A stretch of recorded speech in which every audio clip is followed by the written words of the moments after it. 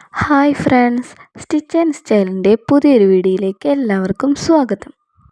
ഇന്ന് നമ്മൾ നോക്കാൻ പോകുന്നത് ഇതുപോലെ സ്റ്റിച്ച് സ്കിപ്പായിട്ട് വരുന്നത് എങ്ങനെ നമുക്ക് വീട്ടിലിരുന്നുകൊണ്ട് തന്നെ, അതായത് വേറെ ടെക്നീഷ്യനൊന്നും വിളിക്കാണ്ട് നമുക്ക് തന്നെ സ്വയം എങ്ങനെ പരിഹരിക്കാമെന്നാണ്. അപ്പോൾ നമ്മൾ ഫസ്റ്റായിട്ട് നോക്കേണ്ടത് ഇതുപോലെ ബോബിന് കറക്റ്റായിട്ട് ക്ലീൻ ചെയ്യുക എന്നുള്ളതാണ്. അതായത് നൂലിൻ്റെ ചെറിയ ചെറിയ പൊടിയൊക്കെ ഇതായിട്ട് ഇതുപോലെ കട്ട പിടിച്ചിരിക്കുന്നുണ്ടാവും. നമ്മൾ ശ്രദ്ധിക്കാണ്ടാവുമ്പോൾ ഇതുപോലെ വേസ്റ്റ് അടിഞ്ഞു കൂടിയിട്ട്, അപ്പോൾ നമുക്ക് ബോബിൻ കറക്റ്റായിട്ട്, അതായത് പ്രോപ്പറായിട്ട് തിരിയില്ല.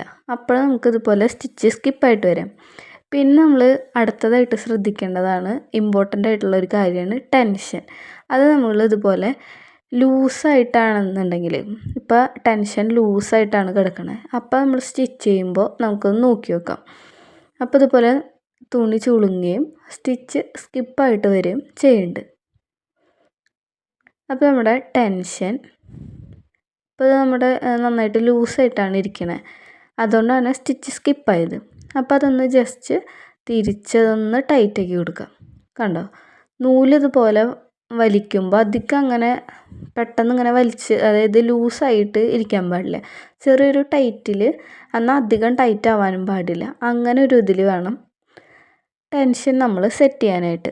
അപ്പോൾ നമ്മൾ ഇതുപോലെ ടെൻഷൻ കറക്റ്റാക്കി തിരിച്ചതിന് ശേഷം നൂലിതുപോലെ വലിച്ചു നോക്കുക. നന്നായിട്ട് ലൂസായിട്ടാണെന്നുണ്ടെങ്കിൽ ജസ്റ്റ് ഒന്നും കൂടി ടൈറ്റ് ചെയ്ത് കൊടുക്കുക.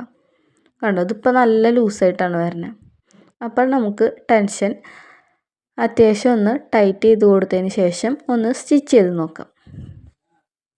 അപ്പോൾ നമുക്കിതുപോലെ സ്റ്റിച്ച് ചെയ്യുമ്പോൾ കണ്ടോ, നമ്മൾ ഫസ്റ്റ് സ്റ്റിച്ച് ചെയ്തതും സെക്കൻഡ് സ്റ്റിച്ച് ചെയ്തതും തമ്മിലുള്ള വ്യത്യാസം. അപ്പോൾ ടെൻഷൻ കറക്റ്റാക്കി വെക്കുക എന്നുള്ളതാണ് നമ്മൾ സ്റ്റിച്ച് ചെയ്യുമ്പോൾ ഫസ്റ്റ് നോക്കേണ്ട ഒരു കാര്യം. പിന്നെ അടുത്തതായിട്ട് നമുക്ക് ഇതൊക്കെ ചെയ്തിട്ടും ശരിയാവാത്തവരുണ്ടെങ്കിൽ ശ്രദ്ധിക്കേണ്ട ഒരു കാര്യമാണ്, ഇതുപോലെ നമ്മൾ നീഡിലിൻ്റെ ആ ഭാഗത്ത് ആ സ്ക്രൂ ഉണ്ടല്ലോ, ഇതുപോലെ താഴെയുള്ള പ്ലേറ്റ്, അതെടുത്ത് നമ്മൾ അതിൻ്റെ അടിയൊന്ന് ക്ലീൻ ചെയ്യണം. അതായത് നമ്മൾ കുറേ നാളായിട്ട് സ്റ്റിച്ച് ചെയ്യണവർ ഇത് ശ്രദ്ധിക്കാത്തവരുണ്ടാവും.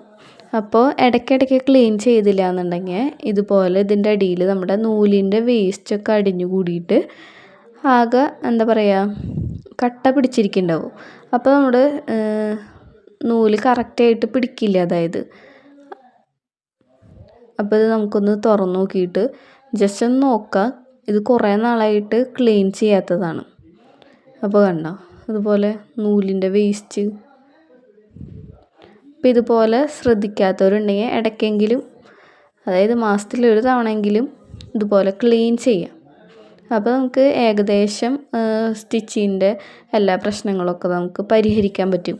അപ്പോൾ ഇതുപോലെ ചെയ്യാത്തവരുണ്ടെങ്കിൽ ചെയ്ത് നോക്കാം. അപ്പോൾ ഇതുപോലത്തെ നല്ല പുതിയ വീഡിയോസുമായിട്ട് ഞാൻ വീണ്ടും വരുന്നതായിരിക്കും. അപ്പോൾ നമ്മുടെ ചാനൽ ഇതുവരെ സബ്സ്ക്രൈബ് ചെയ്യാത്തവരുണ്ടെങ്കിൽ സബ്സ്ക്രൈബ് ചെയ്ത് സപ്പോർട്ട് ചെയ്യാം. അപ്പോൾ മറ്റൊരു വീഡിയോ ആയിട്ട് നമുക്ക് വീണ്ടും കാണാം.